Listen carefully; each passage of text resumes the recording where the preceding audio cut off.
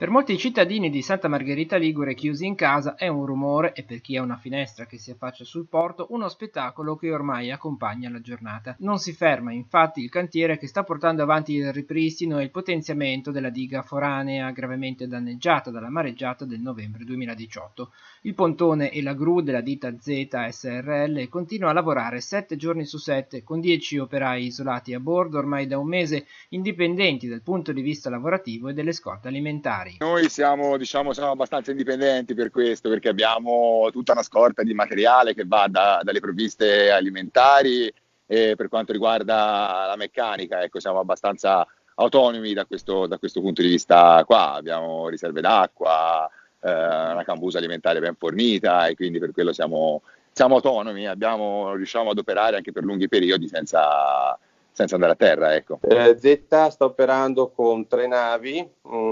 vediamo dietro al nostro direttore tecnico la Maria Vittoria, dotato di attrezzature e equipaggiamenti all'avanguardia, e a bordo c'è un equipaggiamento di 10 persone. Quello in corso è il primo lotto degli interventi stanziati dalla Regione per ripristinare il porticciolo sammargheritese, per il quale la Regione ha messo a disposizione 3,5 milioni di euro.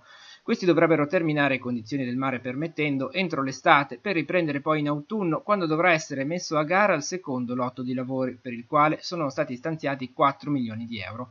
Il lavoro dunque va avanti, anche se la preoccupazione per la situazione legata all'emergenza coronavirus, nonostante tutto, c'è. La preoccupazione è comune a tutti noi e quindi anche al nostro personale di bordo.